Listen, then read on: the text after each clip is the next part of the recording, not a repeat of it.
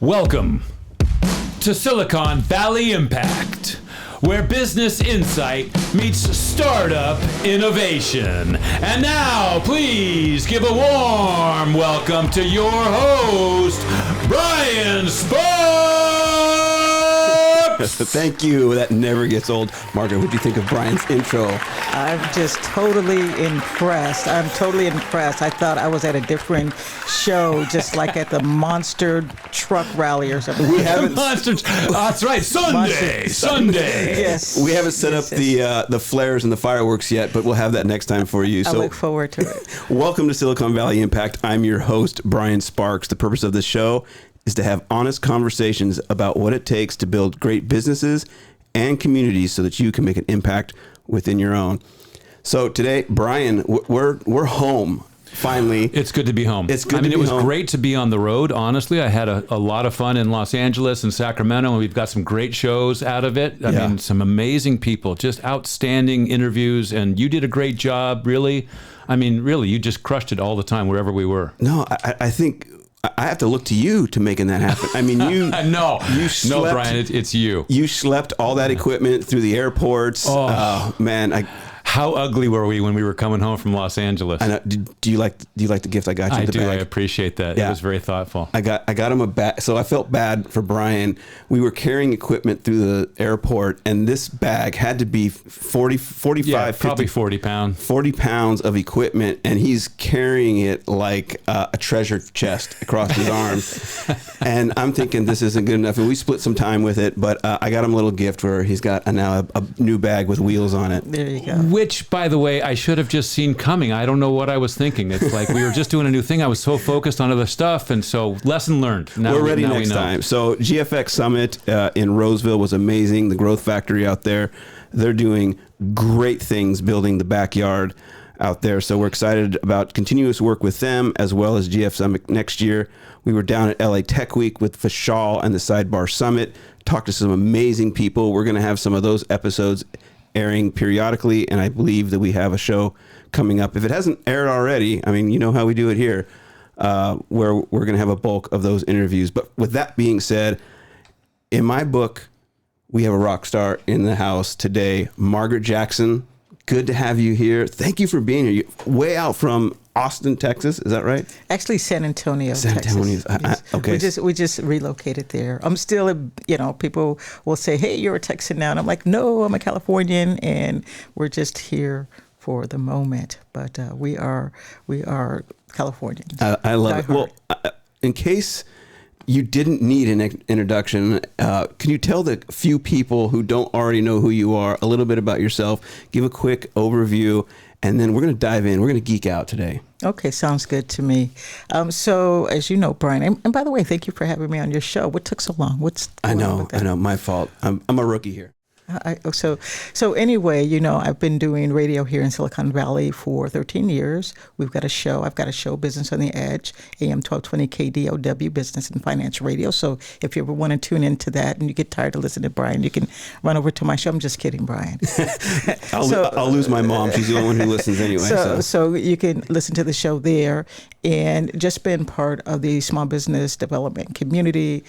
Been a director for the SBDCs, Alameda County SBDC when it was called Alameda County SBDC.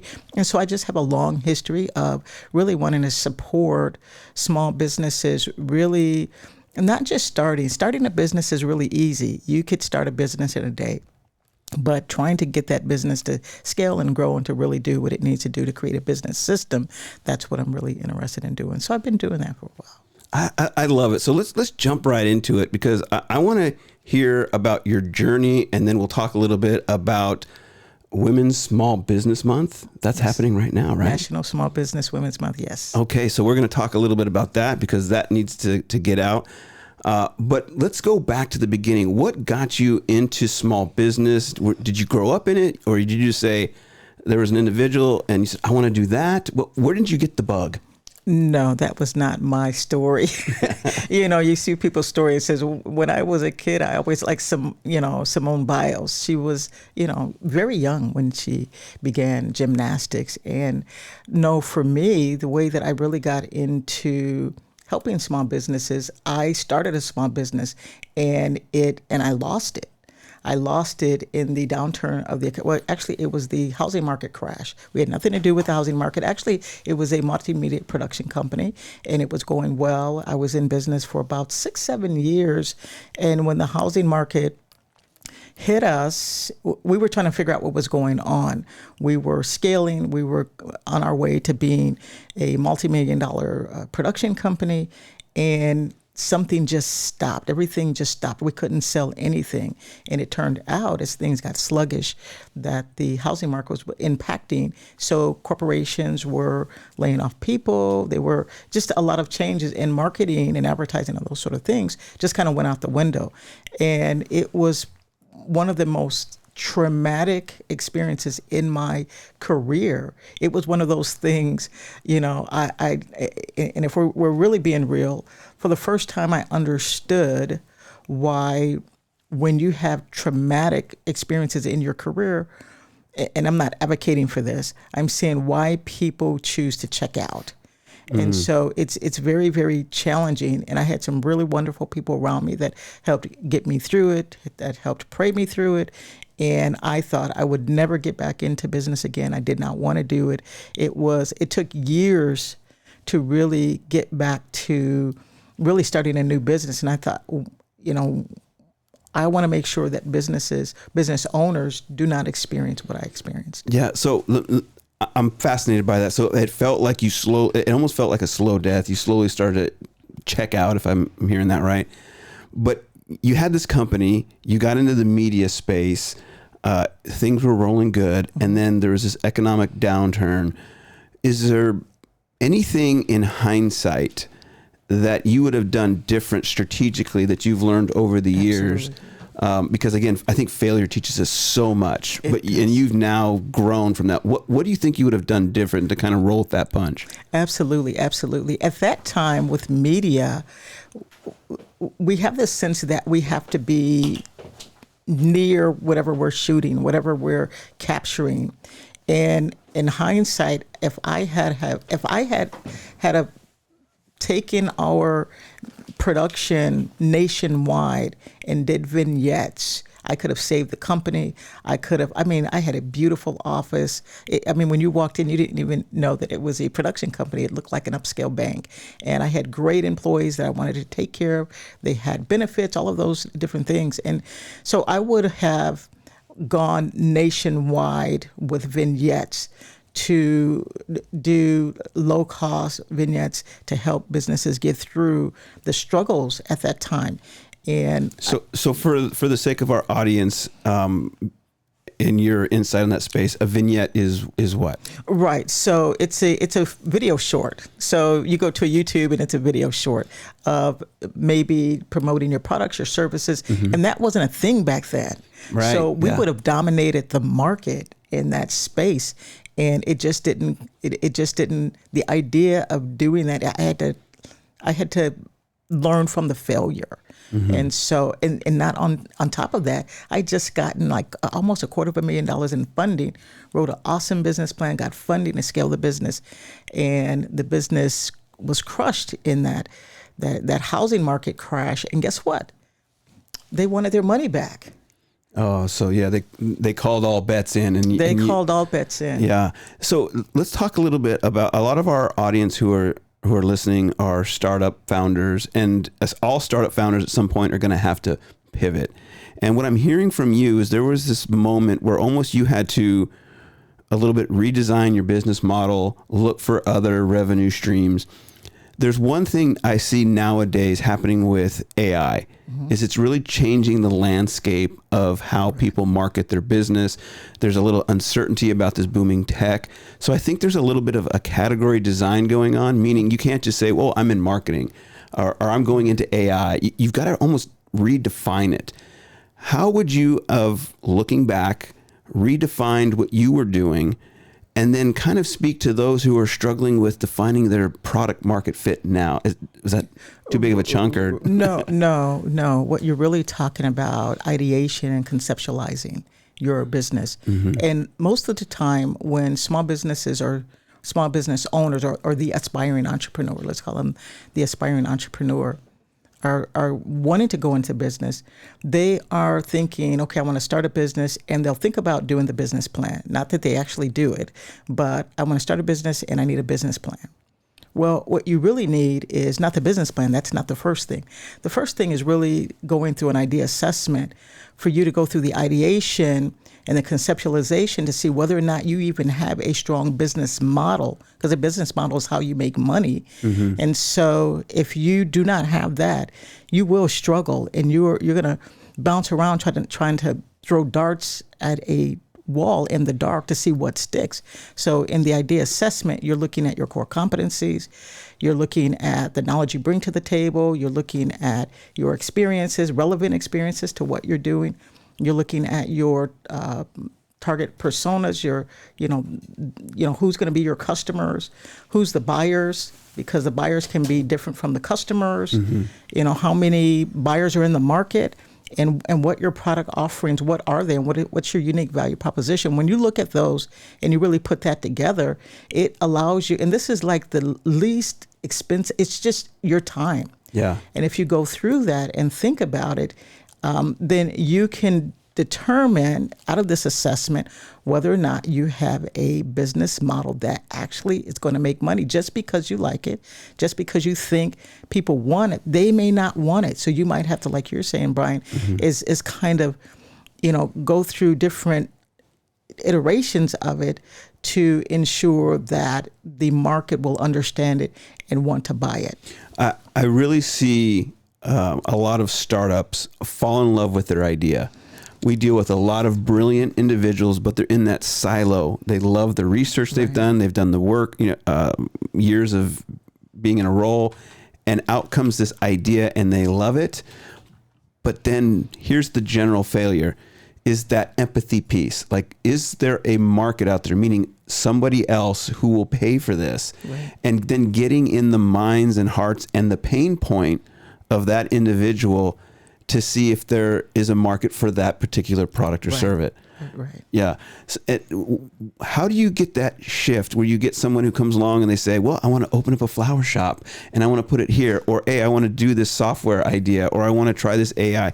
How, because I know you do a lot of coaching and consulting. Right. How do you make that shift to get somebody out of being in love with their idea? You got to have a passion. Don't get me wrong. It's like a double-edged sword, right? Right. But how do you kind of go through that process with the people you've worked with in the small business and just in your entire career? Right. So, and that's a really great question. And one of the things that I do first and foremost when I'm just starting to work with the client is talking to them about not being in love with their idea, not being so in love with it that you can't hold on to it. Companies across the board, small, medium, large, have a average lifespan of about 30 to 50 years. Okay, we have anomalies out there, but the average lifespan. The one thing that they have in common is their refusal, a fixed mindset, because that's what you're talking about, a fixed mindset, and so they don't want to change versus a growth mindset. And we're not saying that you have to give up everything, but you want people to buy it. And so that means that you're going to have to adjust. You're going to have a growth mindset. And what's great about the entrepreneurial journey is that you can start like Mattel. Mattel Toys was not Mattel Toys. It was a furniture. They built furniture and they built jewelry. They made jewelry and they made, like lamps and things like that. Mm-hmm. But it shifted because of the war. And so their materials on what they were building, they had all of this material left over. So they started making little doll toys, little furniture toys. And guess what? It took off. And what they thought they were passionate about turned into a toy store. And of course, the rest is history. So I would be careful on being so rigid that you push yourself out of the opportunity to be a great entrepreneur. Real entrepreneurs, or what I would call the real entrepreneur, is that you're willing to adapt and adjust because you're trying to take care of and solve a problem for someone else. And let's kind of use ourselves as a case study, as an example. You've been in media for a long time. You've seen a lot of changes. You've gone through the ups and downs. I would say, I mean, correct me if I'm wrong, you kind of love that space. I love the space. Right. What is, I mean, it's one thing just to kind of flick on the mic and start talking about what we love, but what have you discovered in your radio journey, your podcast journey, your public speaking journey, your coaching, on how to communicate in this space? Like, how have you kind of tailored your topics towards what the audience wants? Right. So it depends on the audience. And so I often get asked, Margaret, you do so many different things. Mm-hmm. And I said, no, really, I don't. I do one thing well. And I use different vehicles to do it, like being on your show today. And we're talking about small business, or doing a speaking engagement. Like earlier this year, I did a speaking engagement for Palo Alto Chamber of Commerce. I flew back and they were kicking off their women enterprise executives, right? Mm-hmm. And so that was another topic, unlocking your potential, or unlocking what's in you. And so it's just the same thing. I'm really a glorified cheerleader. And so I am trying to help people, women in particular, small businesses and minority businesses, really not just make a ding on the universe, but make a full-on symphony. Just go for it. You have one life to live. You might as well live it well and really go after what you want to do. So if I say what my passion is really supporting people and helping them discover how they can really take whatever that idea is and create a business system that will allow them to go and do what they're supposed to be doing. A coach and a cheerleader. I'm a cheerleader. And a cheerleader. I love that. So our audience and I'm wondering, how would you define that superpower? You said there was one thing that you do really well. How would you characterize it in one term? What is it? Oh yeah, that's easy. Communication. Yeah, I geek off it. Yeah. What is it about it that you love? If you look across your entire career and all the things you do, what is it about communication? Do you think, one, is important, and then two, when we were talking a minute ago about empathy and working with these particular startups as well as small businesses and getting them out of that fixed mindset, you leaned forward and you kind of scooched up in your chair and smiled. So yeah, what is it about communication that you love? And then, talk a little bit around that superpower. Okay, so that's really a fun question. Really is when you know that you have the answer, whether they take it or not, it's up to them. But because you know that you have the answer, that's always going to be exciting. Mm-hmm. It's always interesting when I listen to my clients and they're sharing their stories and they're sharing their genesis. I always ask them about their genesis, like, what's your story? Why are you here? How did you get here?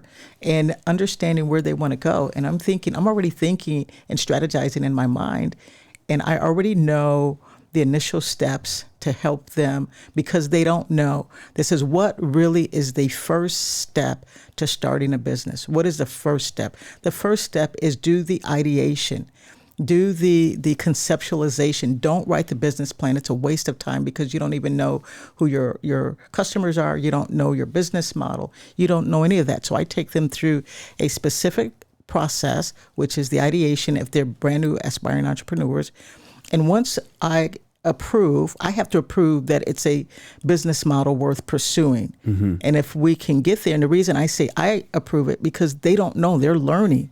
And so they'll get that. And while they're in this training ground, if you will, so we go from the ideation, then we go to developing a business model canvas. And in between there, we're doing a feasibility study. So we're trying to make sure that now we've got a business model. Can we get it to market? And how much is it going to cost? And how much people resources are you going to need?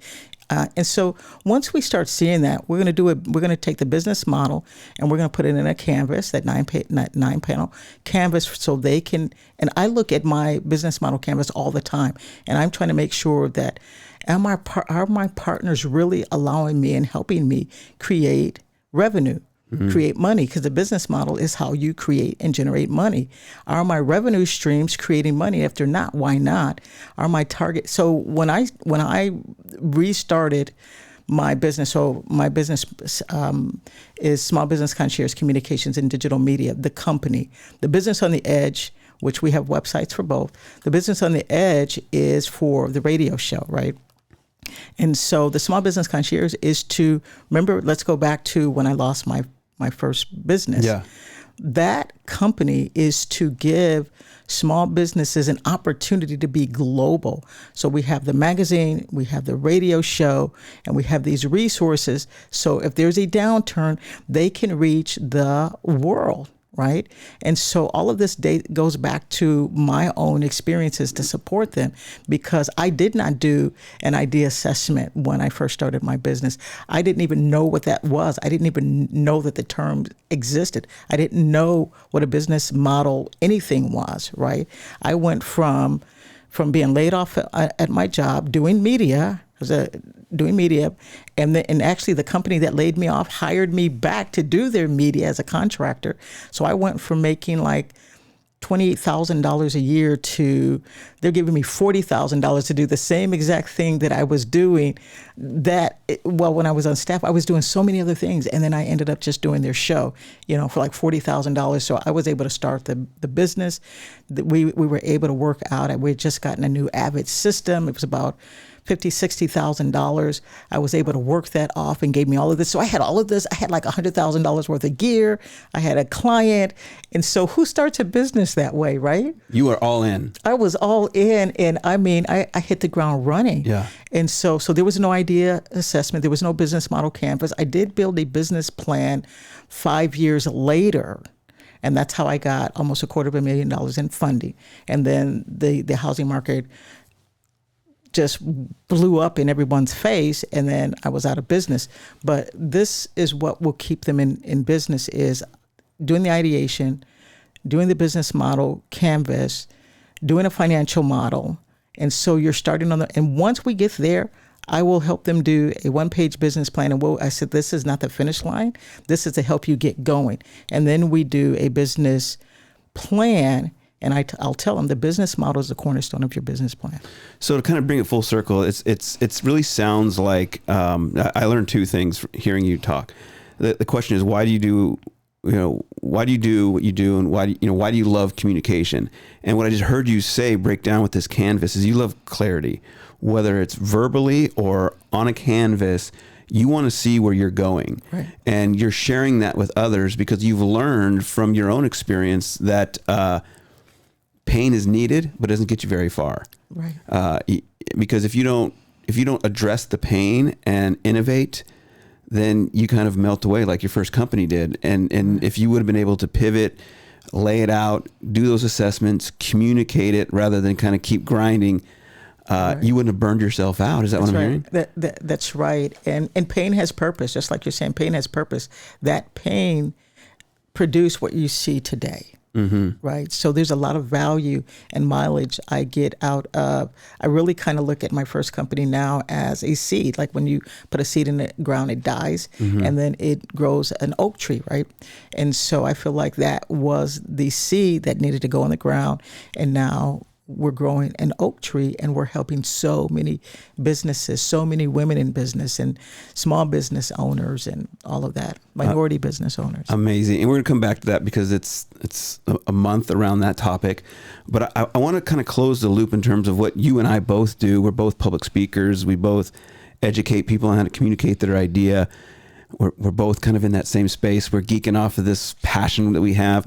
But I'm always asked by startups before they take the stage for a pitch opportunity, how do you deal with the emotions being a public speaker? And I always tell them, I've been doing this for 30 years and it's never gone away. But if you are feeling some way, fear, anxiety, nervousness, whatever that is in your stomach and giving you tunnel vision, you've got to acknowledge it. Right. And in fact, I use it in two ways. One, I use it to remind me that this conversation matters. Every time I get behind the mic or on stage, this conversation matters. And it reminds me of what's valuable about communication, about connecting with others, about relationships and giving them access. And then the other thing is you get an opportunity to lead with vulnerability by sharing that. And the fact that you sat down and one of the very first things you said in the first 5 minutes in our conversations was, I have a failure that I learned from. Right. And I love that about you. And so if you're taking it to the interpersonal approach, the EQ approach in terms of communication. Would you align with that in terms of the public speaker? Do you still get nervous when you take the stage? And Sure. how do you deal with your nerves? Sure. One of the things is practice your talk. Now, this is different because we're really kind of off the cuff, right? But we know our industry. And so I'm very comfortable with it because I've practiced it over and over and over again. When I go and I'm brought in to do a speaking engagement specifically on some topic, I'm going over that information over and over again. I'm not doing it off the cuff. I'm doing it because I have done my research and I'm preparing to be in front of you. And so you always kind of get the butterflies, and that's really a good sign that you're really not totally like arrogant and you think, I've got this. So it's just normal. And so the way that I kind of mitigate that is that I practice, and before I go on, I always say a little prayer, and I just go and the biggest thing is I'm there to create change in your life, and I only have one shot at talking to you, and I don't want to blow it. So I'm there for you. I'm present, and whatever I have to give you, get it and go do something with it. Oh, I love that. So you gave some great insight about, how you help small businesses and startups and people who are looking to kind of create their passion. You talked a little bit about communication, our love for communicating, why it's important. Let's pivot a little bit. I want to ask you about what's going on this month. This has kind of been something that's very close to you and you've become very passionate about, and that's helping women in small business and really encouraging them. What really gave you that fire, and how can we on this show in Silicon Valley Impact be allies for you in that movement? Right. So I think it's great. So this is National Small Business Women's Month. And so, we have these different groupings, right, throughout the year. And I love groupings because we do group. We're tribal. People are tribal by nature. And so we will collect together, and come together. And so the tribe for this month is, at least for women in business, is the National Small Business Month. And it's an opportunity to remind the world that we're here. We're in the boardroom, right? We're in our business suits and we're CEOs, right? And so we're not just on, and I won't say the name, but we're not in the centerfold of a swimsuit issue. Okay, so that we are ready, we're educated, we love what we're doing, we came to take ground, we came to do what men have been doing for centuries, and that women are on the rise. And so we've been seeing this shift over the last, I want to say, decade, that women are coming out of the corporate world, they're starting their own businesses, and they're crushing it. And why wouldn't I want to celebrate that? I want to celebrate that. And I think men should celebrate that. This is, we are here and to be a support as a human race. And we miss it when we don't value someone else's genius. Right. And so I would say on my show from time to time, and I still do this as kind of a joke, a 13-year running joke, is that in the boardroom, guys, if you don't have the answer, look to the woman in the room. She's got the answer for you. Oh, I love that. And I love when you have multiple perspectives in the room and it enriches the conversation. Yes. What have you felt has been some of the biggest barriers to bringing more women to the boardroom, getting them positioned to start their own business, leveling them up, giving them a voice? What are some of those barriers? And then again, how can we continue to support bringing down those barriers? Right. And I think that's really important in a couple of different ways. One is to ensure that she, the woman, understands that she has a right to be there. Right? That she has a value that we want to experience, right? I heard one of my favorite speakers, and I, before YouTube was a thing, I would call them book mentors. So Miles Monroe was really great about talking about purpose, right? And so you really have to understand your purpose and why you're here, and that you're valuable to the conversation, that you don't need anyone's permission to be extraordinary. You are already extraordinary just because you were born, right? And so once they understand that, because they have something to give, then they can move forward with that. And then I would say to our men who sometimes, and I've seen this over the years, and it just kind of baffles me, is when men are, and I experienced something a couple of years ago. It was just horrific. It was so traumatic for me. And I was dealing with a organization, and a couple of men in executive positions were very uncomfortable with me, and it's not because of me, it's because of where they're at, right? Mm-hmm. And I am who I am, but I am not trying to take anything away from who you are. And if you have an issue with who you are, don't take it out on the power women in the room, because they're there. If you really sit and talk to women and understand what they want to do, and be a part of what we're doing in the workplace, what we're doing as business leaders, then you will understand that she wants greatness as well. She wants the success of the project. She wants the success of the company as well. And so we have to get on a level playing field in terms of that it is okay for everyone to live their best version of themselves, whether you're male, female, and I however you're identifying yourself, actually. So in that respect, I think we have to understand that, we need to make sure that we are giving women the freedom of being, still in the STEM space. We don't have as many women, and they're still seeing some opposition, right, in the workplace from men who are in the STEM field. And so those sort of things, it just has to stop. Being a woman of color, those things have to stop. I am very comfortable in my skin. I'm very African-American businesswoman. And, I tell people, I said, I'm not bothered by who I am. If you're bothered by who I am, I don't know, go get some therapy or something, because I can't help you right there. I'm going to die this way. So it is what it is. So we're going to do this. We're going to take our break, and then I want to come back. You said a few things that I want to retouch on. Sure. We're going to do 4 things when we come back. You got to help me remember, because my superpower is short memory, as Brian knows. So I want to talk, you talked a lot about passion. Mm-hmm. Okay. I want to talk about, well, how do you find that? Like when someone who is just kind of has this wanderlust or unsure, how do you bring that out? That's number one. And then you said that a lot of barriers, and I'm going to talk from the perspective of what I heard you say, in women is how they are limiting themselves. Mm. How do you break that down and kind of touch on that? And then the other one, in the men in the room, and I can feel this in myself and actually my personal relationships. We have a tendency to get defensive when we feel uncertain or threatened. Right. So I shut down. I stop talking. I get outside of myself, and so I would like to learn, what would you say to men who could, consciously or subconsciously put up those walls? Right. And then you're a mentor of mine in the radio space. I want you to ask me some questions when we come back. Okay. Does that sound good? Yes. All right. Be glad to. Brian, we're going to take our little break, and when we come back, we're going to address those 4 things.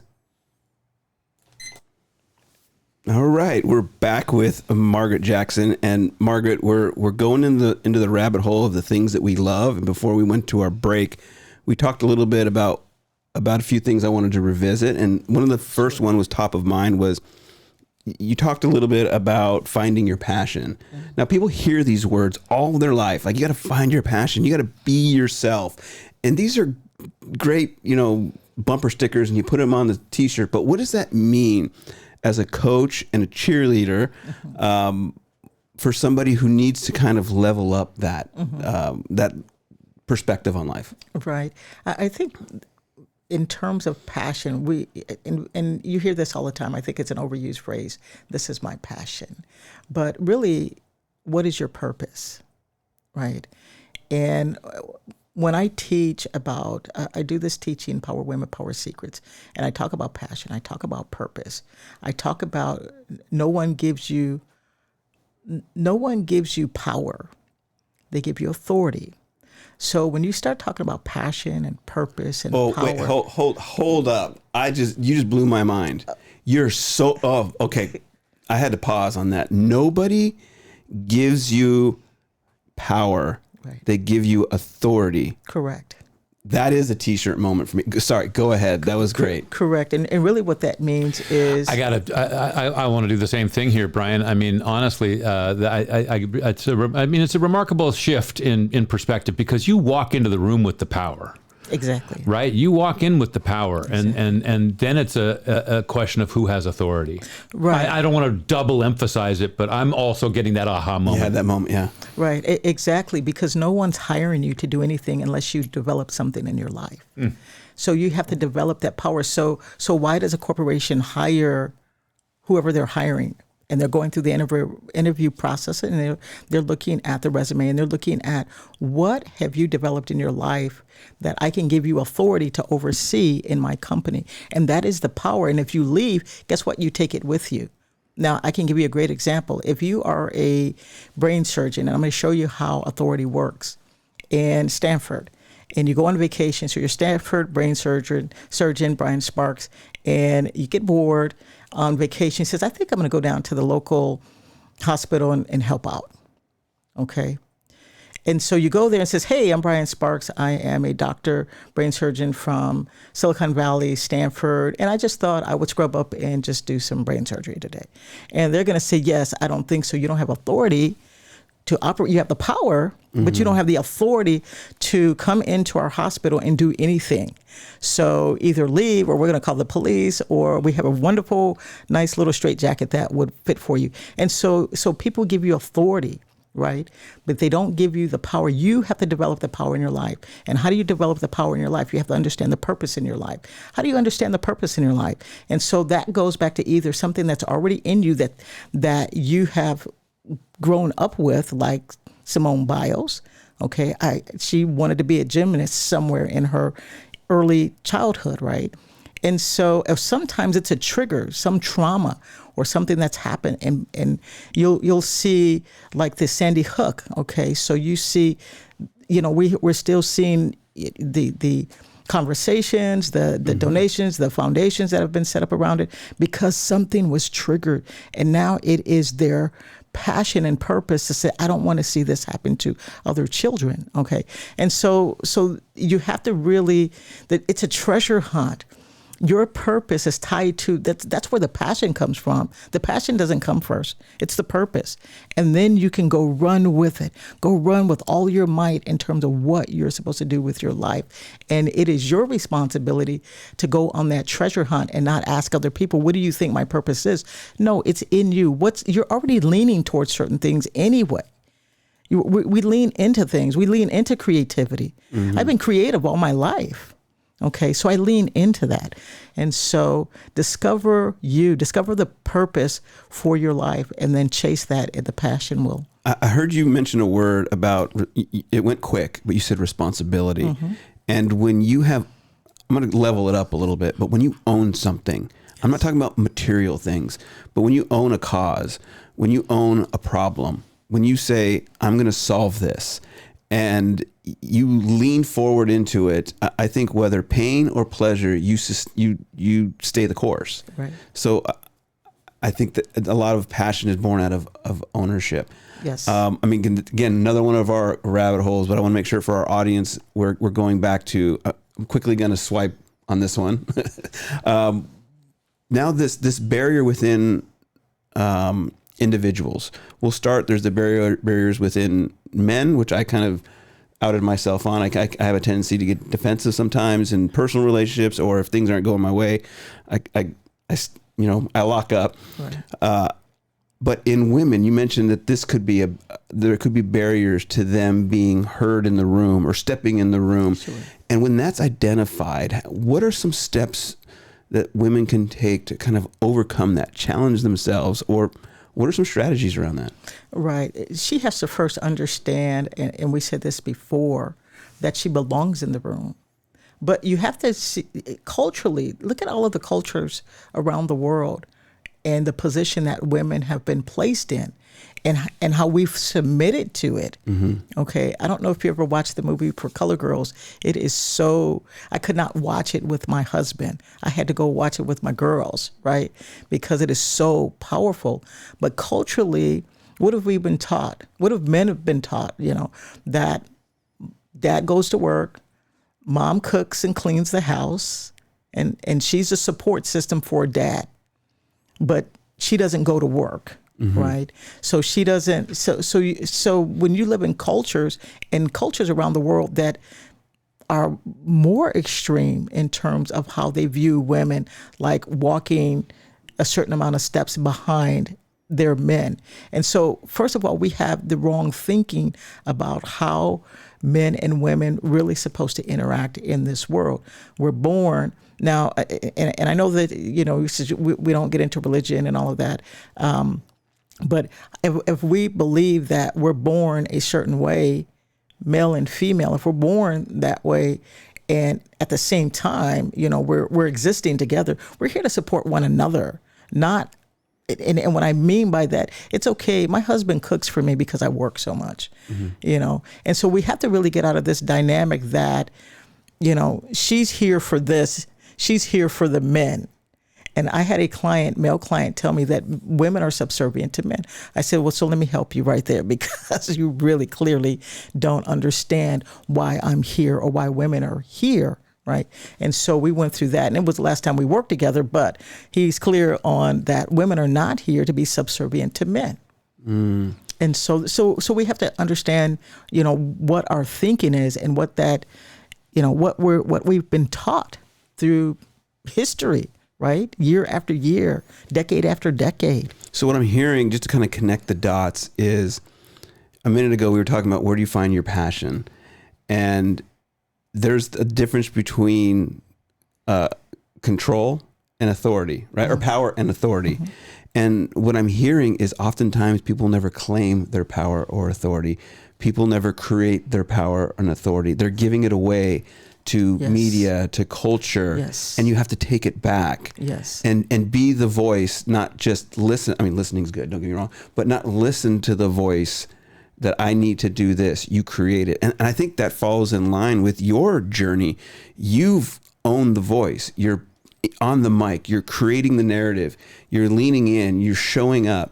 And I think there's a message with that within that journey for these women. And correct me if I'm wrong. It's about claiming your power, claiming your authority, creating that narrative with your voice, and then showing up. Right. You know that a power couple that's working together statistically make more money than a single person doing the same thing who's doing well, right? And so I love being able to work with my husband is a producer of my show. And so it is so great working together because we're on the same page. And so men who really understand who they are and not insecure about who they are when women come into the room that are power women in the room. First of all, guys, it's really sexy. Women love it. We love it because he is giving us that freedom to say it's okay to be you.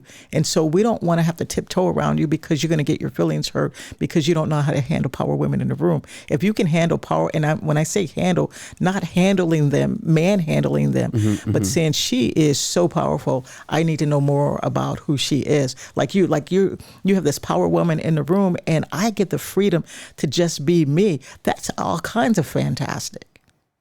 Did you hear that, Brian? Well, I'm cool. You say I think there's three levels of handling. There's manhandling, right? Handling. Yes. There's handling, which some people might translate to tolerating. And then I think it's, maybe this is semantics, but not only handling the woman of power being in the room, but seeing that as an opportunity and leaning into that power and creating more power as a partner to that person and partnering up and really turning that and exponentially creating more power with that partnership. Absolutely. You get to, now you're creative. Now you're game changing things. Now you're not just looking at yourself on what Brian Sparks could do, but what can Brian Sparks and Margaret Jackson do together? That's just mind blowing. That's when it really gets exciting. And so if you're doing that in the workplace, or if you're doing that in your business, if you're starting a business, or if you're already in a business, that is so exciting. I think I'm kind of listening for my own answer because I wanted to ask then about men and how they can kind of look towards responding appropriately, and not to kind of go too much off into the weeds or down a rabbit hole. But what I've heard and learned right now is that men who show up with emotional intelligence And I say emotional intelligence because there's nothing wrong with being emotional, to having feelings. Right.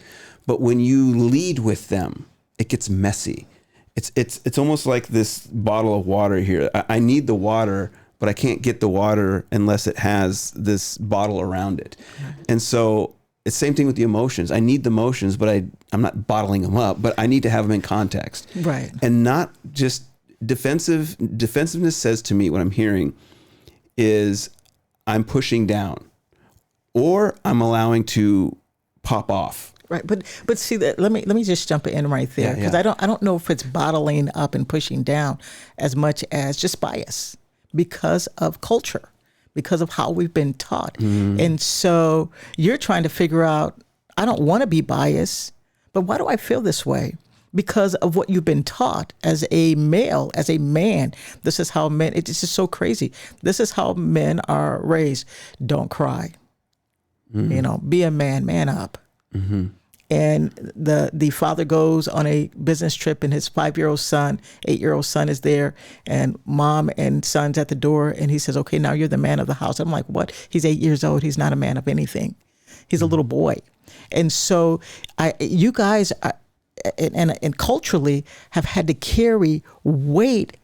Little girls, when we're growing up, we're not told to go and be the woman of the house and be things that we're not ready to be. And so culturally, we have really tainted on what these roles really could look like and blossom to, because of that's where the problem is not your want to, because you have a want to and says, I don't like that. Why is that there? Because you've been taught it. So you just have to undo what you're you know how I've worked so many fast food restaurants growing up. And the one thing that bothered me is, don't teach me wrong, just teach me the right way to do it so I can do it right all the time. And so we've been taught on both sides the wrong way of responding. So because men are being taught a certain way, women are now saying, okay, I have to submit and I have to be little in the room instead of being a power woman in the room, because we weren't taught it. And so now we're like, women are saying, whoa, oh, I get it. Got it. I'm on my way. And men are still trying to figure it out. And women are just running and saying, I get to be fantastic. I get to be extraordinary. And so men are like, okay, what do I do with this? But it's old and bad teaching. So you have to undo that teaching and undo your mindset, that fixed mindset there, and have a growth mindset. And it says, we're not going to, you have to examine yourself. Am I being biased? That's so good. That's so good. That's a lot. And I know we're short on time, but there's also this interesting counterculture movement afoot where men are gravitating, some men, especially young men, are gravitating towards this old school kind of power dynamic. And as women are ascending in society and in the workplace and in the boardroom, there is a growing counter movement that wants things to go back to the way they were. It's just, we talked about this when we weren't on mic, and I know we're veering off, and I got to go. I'm getting the signal. No. We're going to keep going. And so, anyway, it's interesting. And on this show, we have seen incredibly intelligent, powerful, accomplished, smart, creative women come in and talk about what they're doing, and they're not looking back. Right. There's no rear view mirror for them. They're just on their way, no matter what the men in the room are doing. And I think it's fantastic. I think for what I'm hearing, and Brian, just for we're going to go the extra 8 minutes. So course correction, because we're rolling. Got it. What I'm hearing is, for me, maybe it's just my bias, it's a redefining of internal respect. Right. And if I feel, or maybe any man, if I feel like, there may be some disrespect in the air, I'm not going to show I'm upset, but I'll shut down. And so what I'm hearing, if I can work on myself right now, is letting go of these biases of respect. Right. I grew up for me, I can only say I grew up in a locker room. I grew up playing sports. Right. So there's this competitiveness. And I think we're really in a time where we're learning more and more about people, and the tolerance as we learn needs to be leveled up and respect redefined. Right. I mean, that's a great way. That's a great way of putting it, is redefining wrong information. You have to redefine it. Yeah. And it's not an overnighter. We think a certain way for 50 years, 30 years, 20 years, and find out, oh, that's actually wrong. And women who are running for the hills and saying, wow, this is so crazy, and I can be anything that I want to be in the world. We're like, it's like, letting us loose all of a sudden. And we're not waiting for someone to cut us loose. We realize that we have always been able to be this, but we were respecting the cultural boundaries because it was the right thing to do. And now we're like, no holds bar, either catch up, level up, run with us, or you're going to get left behind in that, and you're going to have an old, antiquated way of thinking. And I agree with what you said earlier. You said that when you have power couples that come together, they do so much more. Yes. And I got to see that in my own family. My parents did things well together. You see that with couples who come together.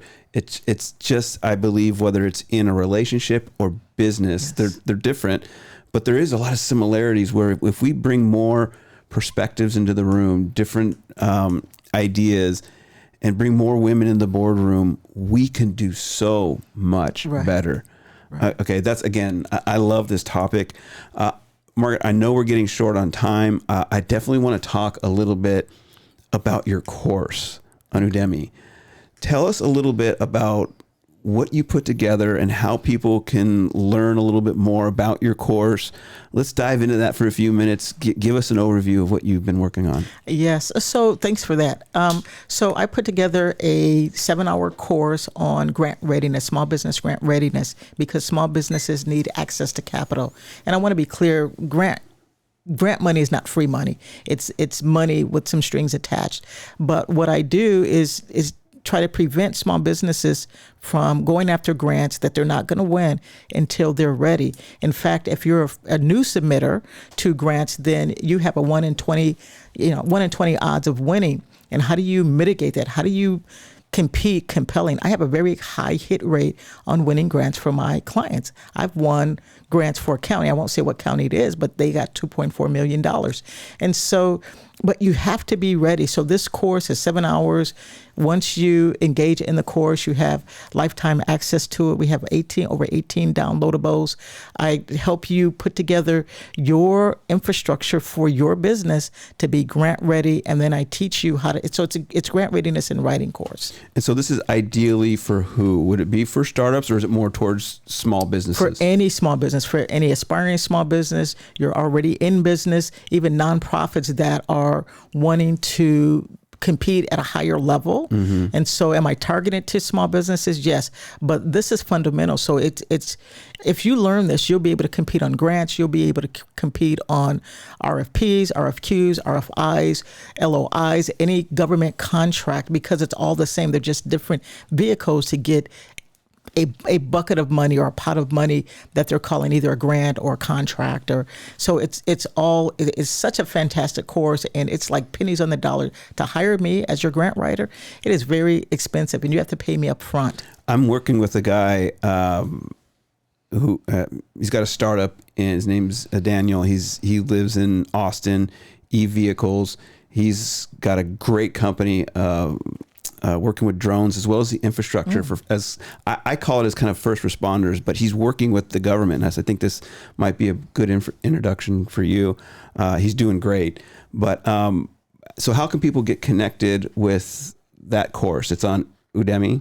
Right. So you could go to my website to pick up the course. Mm-hmm. So you can go to businessontheedge.biz, click book now, and you can look at my offerings there, and the Udemy course is right there. And it is for a low $74.99, other than retaining me for it. I think this is a great resource, and I'll put that in the show notes as well as the posts coming out. I did promise our audience for you to take the mic for a few minutes, take the lead, and put on your interview host hat, and I'll just be your guest. Okay, so this is so fantastic. Thank you for this. Yes. So I have a really big whopping question for you, and you're doing so much, and so kudos to you, Brian. I am so excited for you. So when everything's all said and done in your life, what do you want the world to say about you?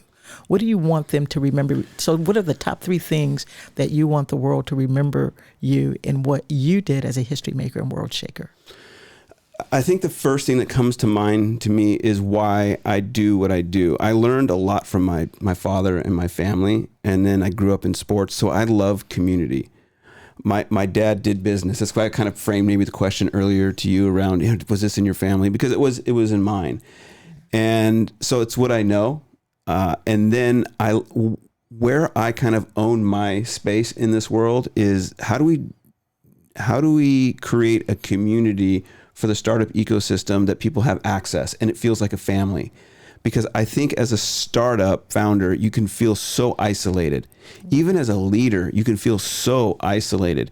But when you have like-minded people, when you have access to those like-minded people and you have access to resources and you have that village, I believe, based on my experience, you have the friends and the family that can help you get there. We don't get there alone. I truly believe. Right. That's why I loved the conversation earlier about how we can bring more people and more voices into the fold. I think that's number one I like to be remembered for. The other 2 things I like to be remembered for is, having fun. I like to make people laugh. I've always I never was really good in school. I graduated from UC Davis, which I'm extremely proud of. But early on in my life, I was never good in school. So I kind of played the class clown a little bit. It was disruptive. I needed the attention that I belonged, but having fun never went away from me. So I don't know. There's that kind of stuff. Right. But that's the 2 that are top of mind. And of course, then play. How can we play together? Right. But that's it for me.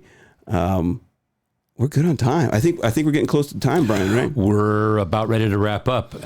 So yes, we are there. All right. Before we go, Margaret, thank you for being here today. I loved having you. How can people connect with you aside from the ways that you shared earlier? How can we wrap up with that? Yes. So you can connect with me if you want to connect with me directly. Again, you can connect with me at On the Edge at businessontheedge.biz, or if you want to pick up the phone and give us a call, 408-357-0951. You can connect with me there. And plug your show one more time. Yes, Business on the Edge on AM 1220 KDOW, Business on the Edge, Business and Finance Radio. We're 4th in the nation. So if you want to connect with us there and that AM dial, you can get it there. And when does it come on? Thursdays, we are live prime time, 2 p.m. to 3 p.m. And then, of course, they will rebroadcast over the weekend, Friday, Saturday, and Sunday. Just want to point out that I also just looked up Margaret Jackson, and that show pops up at the top of the search. Oh, she's a rock star. If you haven't realized that already, then KDOW.biz. All right. Brian, take us home, buddy. Thanks. Thanks for listening to Silicon Valley Impact. Join us here on Spotify and every Thursday. See you all soon.